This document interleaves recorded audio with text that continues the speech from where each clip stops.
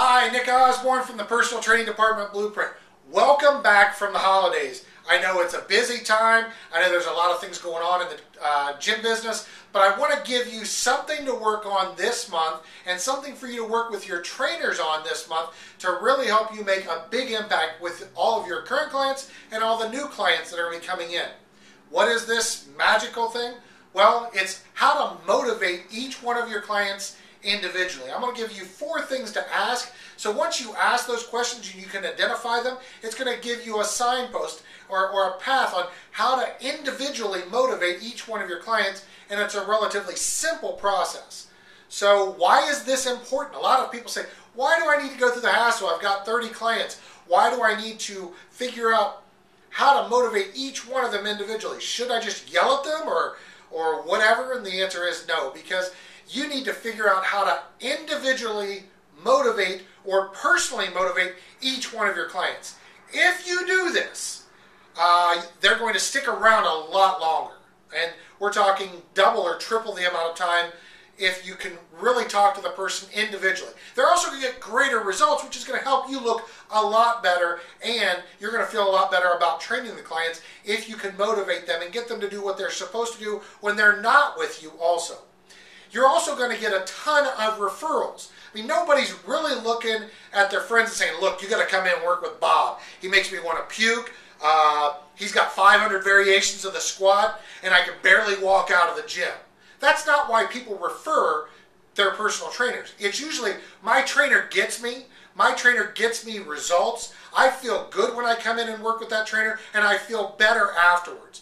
This trainer knows me, and they want to bring people in that will work with them if they know that the trainer can figure out how to motivate them.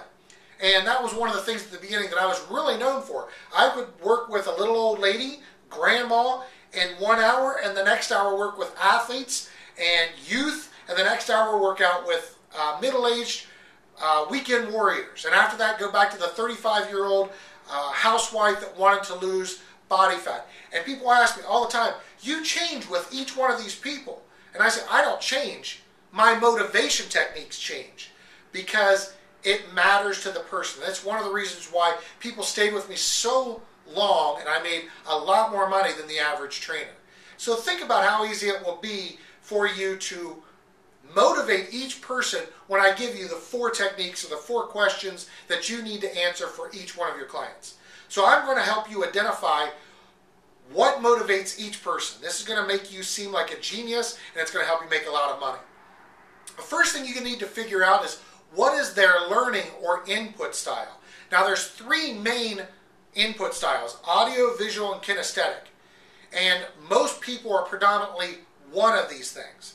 Why it's so important is if you can identify, now this is just a subtle thing, but subtlety is what makes the biggest differences most of the time.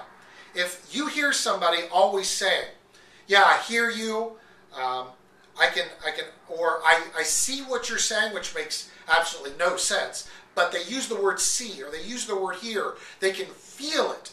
These are indications of whether they are audio, visual, and kinesthetic. Now the key is, when you see an audio, when you work with an audio person, you want to make sure that you're telling them, or they hear you telling other people about what they have done.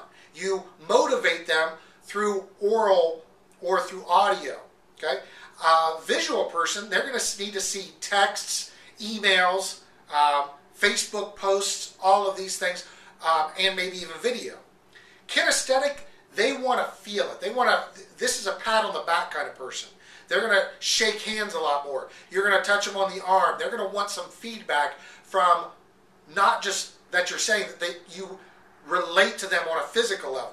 Okay? And this is really key to each one of the person. If you can find out their primary and secondary, you're doing even better. But at least focus on their primary.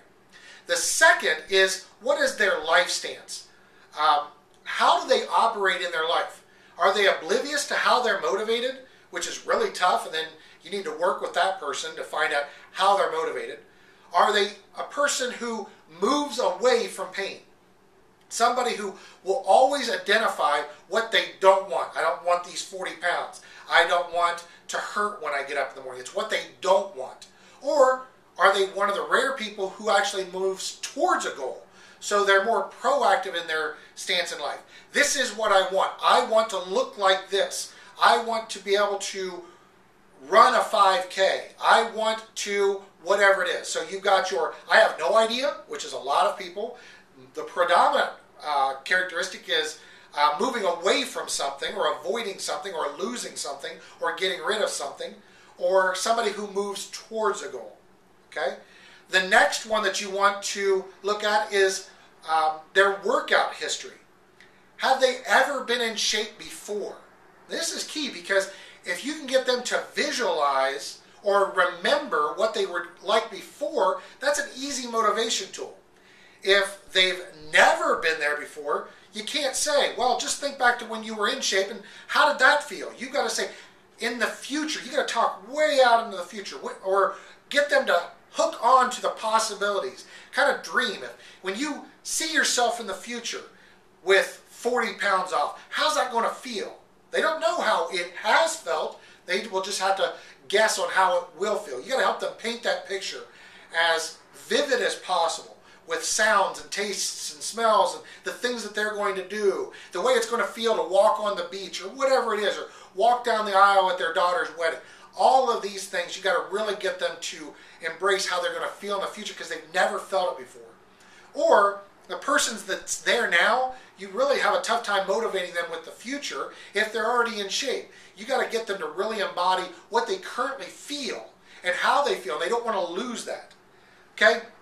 The fourth and final piece to the puzzle is their attitude towards working out, or their attitude towards fitness. Are they feeling punished? Now, this is one of those that somebody comes in and they say, well, my doctor said if I don't lose 20 pounds, I'm going to die. My wife makes me feel like if I don't lose 40 pounds and get this belly off of me, she's going to leave me for somebody else. These are all punished. The next one, and that is different than somebody who's pinned. You don't motivate each one of these the same. Somebody who's pinned is pinned to the future. There's a goal. I'm getting in shape for my daughter's wedding, for my 24th, 25th high school reunion.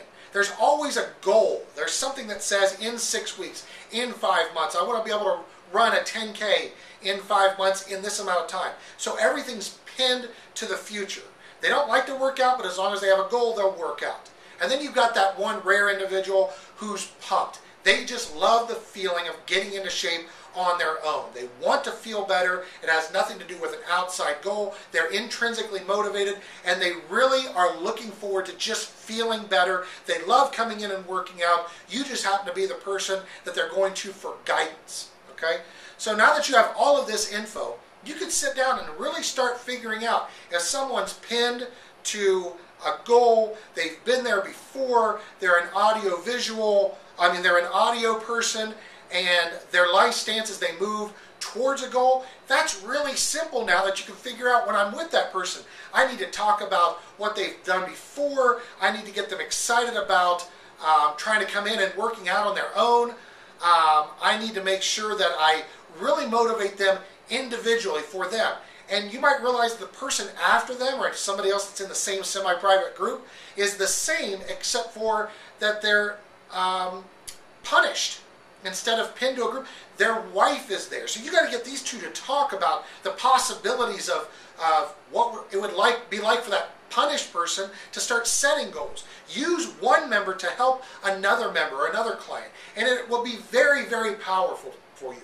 Now, I know this isn't some secret marketing technique on how to get more Facebook ads, but it's what keeps our clients coming back, getting results, and referring their friends. And that's huge. And this is some pretty powerful information for you to have. It's almost where you can manipulate people, but I want you to use your power for good. So use it wisely. So I know that this is a short video and it's not about all the secret marketing techniques that a lot of other people are putting out, but it is strong information that's going to help you be a more professional fitness person in our industry. And that's what's key and going to help you be a person in our industry making a lot more money for a lot longer time. So until next time, again, my name's Nick Osborne with the Personal Training Department Blueprint, helping you motivate each person individually so everybody will get some results and you will start having a more profitable personal training department.